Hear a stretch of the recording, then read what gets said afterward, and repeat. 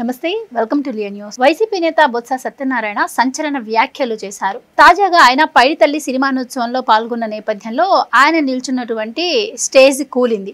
ఈ నేపథ్యంలో ఆయన తనను చంపేందుకు కుట్ర జరుగుతుంది అని చెప్పి తాజాగా మాట్లాడటం అయితే జరిగింది. మరి దీనిపై ఇటు గవర్నర్కి అటు సీఎంకి లేఖ రాస్తానని, దీన్ని సీరియస్గా తీసుకుంటానని కూడా ఆయన చెప్తున్నారు. ఏంటి మరి అసలు బొత్స సత్యనారాయణ అంటే ఎంత సీనియర్ నాయకుడో మనందరికీ తెలిసిన విషయమే. మరి అలాంటి వ్యక్తి ఈ వ్యాఖ్యలు చేయడం చర్చనీయాంశం అవుతోంది. ఆయన చంపే అవసరం ఎవరికి ఉంది అన్న విషయాన్ని తెలుసుకుందాం. మనతో పాటు ఉన్నారు సీనియర్ పొలిటికల్ అనలిస్ట్ అరసమల్లి శ్రీనివాస్ గారు. నమస్కారం సార్. నమస్కారం అండి. సార్, బొత్స సత్యనారాయణ గారు తనను అంతమొందించేందుకు కుట్ర జరుగుతుంది అని చెప్పి తాజాగా వ్యాఖ్యలు చేశారు.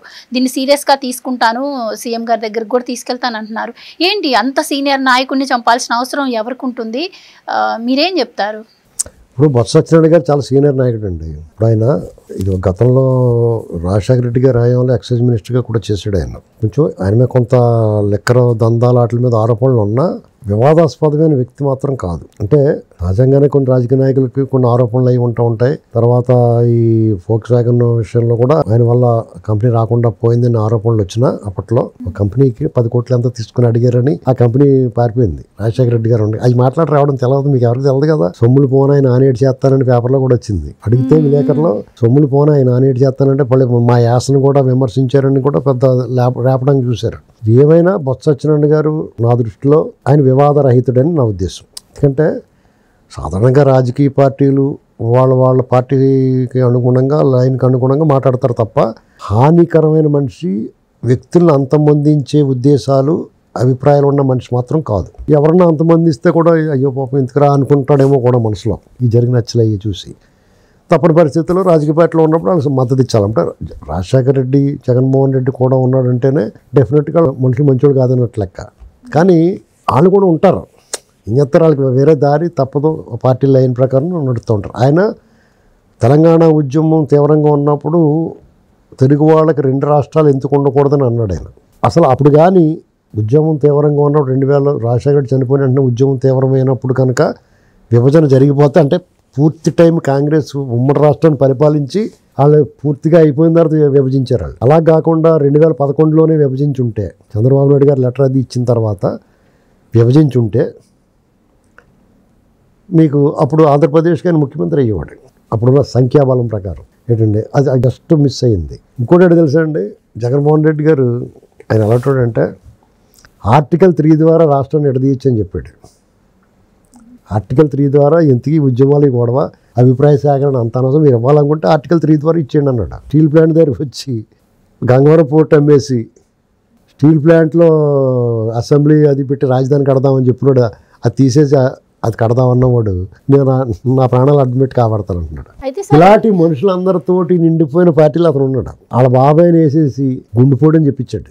నారాసుర రక్త చరిత్రను చంద్రబాబు గారికి కథలు వేసాడు. ఇలాంటి నాయకుడిగా ఉన్న పార్టీలో ఉన్నాడు ఆయన. ఇప్పుడు లక్కీగా కౌన్సిల్లో ఆయనే ప్రతిపక్ష నేత, లీడర్ ఆఫ్ ది అపోజిషన్.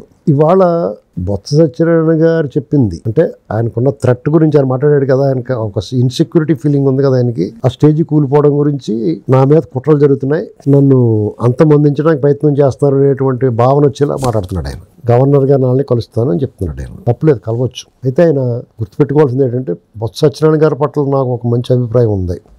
నేను ఆయన ఉన్న పార్టీ నచ్చకపోయినా, ఆయన నాయకుడు జగన్మోహన్ రెడ్డి నచ్చకపోయినా, ఆయన పార్టీలో ఉన్న కొంతమంది నచ్చకపోయినా, లేకపోతే స్వయంగా ఆయన మేనలు నాకు నచ్చకపోయినా, బొత్స సత్యనారాయణ గారి పట్ల నేను తీవ్రంగా ద్వేషించి దూషించే వ్యక్తిని అయితే మాత్రం కాదు. నాకు ఆయన మీద అటువంటి ద్వేషభావం లేదు. అమరావతి గురించి ఆయన వ్యాఖ్యలు చేశాడు. ఆయన బాటమ్ ఆఫ్ ది ఆర్ట్ నుంచి వచ్చి ఉండవు. ఎందుకు వచ్చిన కూడా బాబు దీని గురించి మాట్లాడుతున్నారు ఇలాగని చెప్పేసి అని ఉండొచ్చు ఆ పార్టీ లైన్ ప్రకారం. లేదా ఉత్తరాంధ్రకి రాజధాని వస్తే వాళ్ళు భూములు పెరుగుతాయి, ఇలాంటివన్నీ వాళ్ళకి బెనిఫిట్స్ ఉంటాయి కాబట్టి మనకు వస్తున్నదని ఎందుకు వద్దు అనుకుని ఉండొచ్చు. అంతే తప్ప ఆయన చెడ్డవాడు కాదని నా ఉద్దేశం. బొత్స సత్యనారాయణ గారు చీపురుపల్లి నుంచి పోటీ చేసి ఓడిపోయారు. ఆ తర్వాత ఆయన పార్టీ మారాలి అన్న ఉద్దేశంతో ఉన్నారని, ఆయన శాంతింపజేసేందుకే మండల అధ్యక్షునిగా ఆయన ఎమ్మెల్సీలో ఆయన్ని నియమించారు అని చెప్పి కూడా అప్పట్లో వార్తలు వచ్చాయి. తర్వాత జనసేనలో చేరబోతున్నారు అన్నారు. మొన్న ఈ మధ్య స్టీల్ ప్లాంట్లో రౌండ్ టేబుల్ సమావేశం జరిగినప్పుడు షర్మిల గారితో క్లోజ్గా ఉన్నారు. పార్టీ మారి మరి కాంగ్రెస్లోకి సొంత గూటికే వెళ్ళబోతున్నారు అని చెప్పి వార్తలు కూడా వచ్చాయి. మరి ఇలా వార్తలు వస్తున్న టైంలో మరి ఈ రోజు ఆయన చేసిన వ్యాఖ్యను ఏ విధంగా చూడొచ్చు అంటారు? అంటే దీనికి ఏమవుతుందంటే రాజకీయాలు మనకు కనిపించేది ఒకటి ఉంటుంది, కనిపించింది ఒకటి ఉంటుంది. ఇప్పుడు జగన్మోహన్ రెడ్డి పార్టీ పూర్తిగా రూయిన్ అయిపోయింది అనుకోండి, ఎలాగా క్షీణదశలో ఉంది అది. జగన్మోహన్ రెడ్డి అరెస్ట్ అయ్యి అతను పాత బెయిల్ రద్దు అయితే ఆ పార్టీ గ్రాఫిక్స్ లో బిల్డింగ్లు కూలిపోతాయి చూడండి, అలా కూలిపోద్ది, అది ఎవరు ఉండరు. అప్పుడు కాంగ్రెస్ పార్టీ కానీ బలపడితే టీడీపీ వ్యతిరేక శక్తులు, జనసేన వ్యతిరేక శక్తులు, బీజేపీ వ్యతిరేక శక్తులు అన్నీ కలిపి ఒక్కటిగా కాంగ్రెస్ లో కన్సాలిడేట్ అవుతాయి. అది బీజేపీ పార్టీకి ఇష్టం ఉండదు. జగన్మోహన్ రెడ్డి బలపడడం టీడీపీకి ఇష్టం ఉండదు. ఇక్కడ ఉంది వ్యత్యాసం వాళ్ళిద్దరి మధ్య. కూటమిలో ఉన్న పార్టీల మధ్య మిగతా నాటిలో కలిసే ఉన్నారు వాళ్ళంతా. కాంగ్రెస్ బలపడడం బీజేపీకి ఇష్టం ఉండదు, వైసీపీ బలపడడం టీడీపీకి ఇష్టం ఉండదు, అసలు వాళ్ళిద్దరు బలపడడం జనసేనకి ఇష్టం ఉండదు. కాబట్టి ఇలాంటి చిన్న చిన్న డిఫరెన్సెస్ ఉన్నాయి అంతే. కాబట్టి ఇది ఇలా సాగుతుంది జీళ్లపాకంలాగా. బొత్స సత్యనారాయణ గారికి ఆప్షను జనసేన ఉంటుంది, బీజేపీలోకి వెళ్ళలేడో తెలియదు. కానీ అతను ఏమో సడన్ సర్ప్రైజ్ బీజేపీలోకి పోతారు. కిరణ్ కుమార్ రెడ్డి ముఖ్యమంత్రి చేసినోడే ఆయన బీజేపీకి అలా వెళ్ళకూడదండి. ఒక పార్టీని ముఖ్యమంత్రిని చేసింది ఆయన, ఏకంగా అందులోకి వెళ్ళిపోయాడు. ఇక బారియర్స్ ఏమీ లేవు, ఎవరైనా ఇందులోకైనా వెళ్ళిపోవచ్చు. ఈ బొత్స సత్యనారాయణ గారు అసలు ఏమీ భయపడట్లేదు టీడీపీ గురించి కానీ కూటమి ప్రభుత్వం గురించి కానీ. ఇప్పుడు ఆయన ప్రత్యర్థులు ఎవరు ఉంటారు? ఆయన నియోజకవర్గంలో ఉండాలి ప్రత్యర్థులు ఉంటే.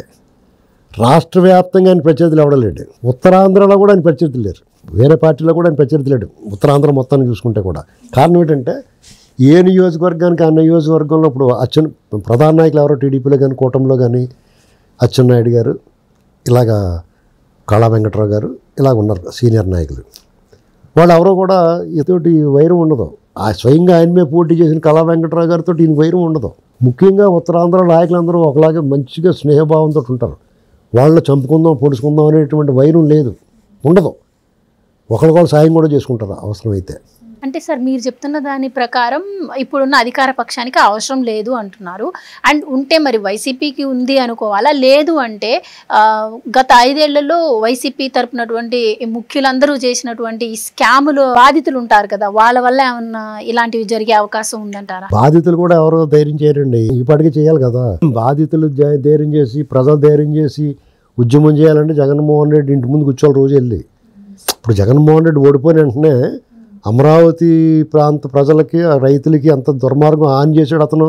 వాళ్ళందరూ ఇంటికి వెళ్ళిపోలేదు, వాళ్ళ ఇంటికి వెళ్ళి ఎందుకు కూర్చోలేదు, వాళ్ళందరూ చెంబులెట్టుకు పోవాలి, ఇంటికి అందరూ ఉన్నాయి, అక్కడే కాలకృత్యాలు తీర్చుకోవాలి. మరి ఎందుకు చేయలేదు కదా? అంటే సౌమ్యులు ప్రజలు, సహనం ఉన్నవాళ్ళు ఈ ప్రభుత్వం ఏదో చేద్దాం చూస్తున్నారు వాళ్ళంతా. ముఖ్యంగా మీకు ఉత్తరాంధ్రలో ఈ టైప్ కక్ష అతను చంపేయాలనే కోరిక ఎవ్వడికి ఉండదు. ఉంటే గింటే ఖచ్చితంగా జగన్మోహన్ రెడ్డికి ఉంటుంది. వాళ్ళ స్ట్రాటజిస్టులను పీకేగాని మళ్ళీ పిలుస్తున్నారు అంటున్నారు. అలాంటి చెప్పి మంచి సైన్యం పెద్ద సైన్యం చూసి లేపండి అంటాడు. ఆడిదేం పోయింది? ఇప్పుడు బాబాయ్ లేపేసి ఖాతాలో వేసేలేదా? అలాగే చేత చేయమనొచ్చు. అది భద్రంగా ఉండాలి, అతను జాతకం ఉండాలి. జగన్మోహన్ రెడ్డి ఇంటికి వెళ్ళి కాపీ ఇస్తే కూడా తాకూడదు అతను. అర్థమైందా? చాలా జాతకం ఉండాలి. వాళ్ళు ఎవరైనా అక్కడ మీటింగ్ ఎవరు లేరు, మనమే కూర్చొని మాట్లాడదామంటే వెళ్ళకూడదు. ఇప్పుడు నేను ఒక విషయం చెప్తాను. కాకినాడలోను బీచ్ ఒడ్డున వాకలపూడి వెళ్ళి దారిలో ఒక ప్లేస్ ఉంటుంది. నేను కాకినాడలో ఉన్నాను కొన్నాళ్ళు. నాకు ఒకరితో వైరం ఉంది, అది నాకు తెలియదు. ఆడికి నా మీద దుబ్బదేలు ఉన్నట్టు. ఆడు మిత్రుడు ఇంకో ఇద్దరు కలిపి సత్తా కట్టని పార్టీ చేసుకుందాం అన్నారు. నేను వెళ్ళాను. వెళ్ళిన తర్వాత నాకు డౌట్ వచ్చింది, ఎందుకో 6th సెన్స్ చెప్పింది ఏదో తేడాగా ఉందని. అక్కడ ఆ ప్లేస్ అలాంటిది అంటే షిప్లోంచి ఆయిల్ దొంగిలించుకొని వస్తారు కదా, పడవలు ఉంటాయి, ఆయిల్ డ్రమ్ములు షిప్లోకి వెళ్ళి ఆయిల్ దొబ్బేసి పెట్టుకొచ్చి అమ్ముతారు. ఆయిల్ అంతా జరుగుతూ ఉంటుంది అక్కడ. ఇది 2012లో ఎప్పుడు జరిగింది. నేను ఎందుకైనా మంచిదని ఏం చెప్పానంటే, ఏదో ఫోన్ వస్తే నాకు ఎవరో ఫోన్ చేస్తే ఆ ఫోన్లో నేను పలానా చోట ఉన్నాను, పలానా వాళ్ళతో ఉన్నాను, వస్తే రండి ఇక్కడికి అని చెప్పాను వాళ్ళకి. వీళ్ళు అది ఎక్స్పెక్ట్ చేయలేదు. అంటే నా ఉనికిని నేను ఎక్కడున్నానో ఎవరితో ఉన్నానో చెప్పేసాను వాళ్ళకి. నాకు వచ్చిన ఫోన్ వాళ్ళు వేరే ఫోన్, వాళ్ళకి అర్థం ఒక ఏంటి మాట్లాడుతున్నాం అలో అంటే నేను పెట్టేశాను. తర్వాత కాసేపు ఉన్న తర్వాత మళ్ళీ ఫోన్ వస్తే వద్దులే మేము వచ్చేస్తున్నాం అని చెప్పాను.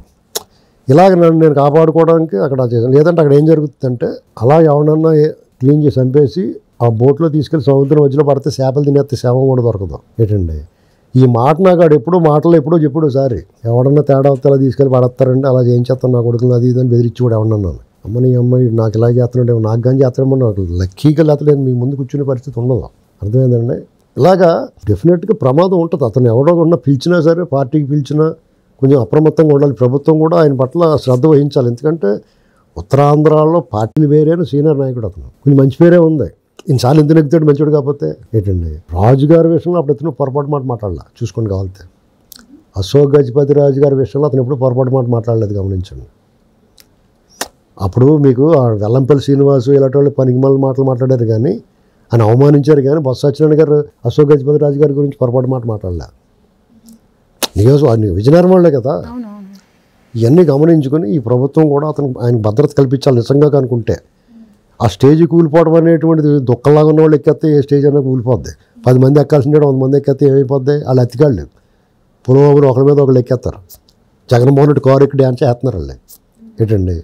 కాబట్టి చూసుకోవాలి జాగ్రత్తగా. నా ఉద్దేశ ప్రకారం అయితే నిజంగా ఆయన ఓడితో ఆయనే అన్నాడు కాబట్టి ప్రభుత్వం కొంచెం భద్రత కల్పించాలి. అలాగే జగన్మోహన్ రెడ్డి గ్యాంగుల మీద కూడా నిఘా పెట్టాలి. ఈయన సన్నిహితంగా ఉన్న పార్టీ వాళ్ళ మీద కూడా నిఘా పెట్టాలి. వాళ్ళు ఏంటంటే బాగా కావాల్సిన వాళ్ళతో పక్కోడి చేత ఇంత దెబ్బలు. ఆయన తినే ఆహారాన్ని ఒక మనిషి ఒక న్యూట్రిషన్ పెట్టి జాతకం డాక్టర్ని పెట్టి ఆయన మంచిని దాతే కూడా టెస్ట్ చేసి పెట్టించాలి. ఎందుకంటే చాలా ప్రమాదకరమైన వ్యక్తులు వాళ్ళు ఇంటర్నేషనల్ క్రూక్స్ వాళ్ళు ప్లానింగ్స్ ఎలా ఉంటాయంటే మనం ఊహకు అందదు. చూసారు వాళ్ళ బాబాయ్ని చుట్టూరు కూర్చుని అరబిక్ రెస్టారెంట్లో పలావ్ తిన్నట్టు తినేసి చంద్రబాబు గారి మీద తోసేశారు. అది danger. Thank you so much. Please subscribe to Leo news for more videos.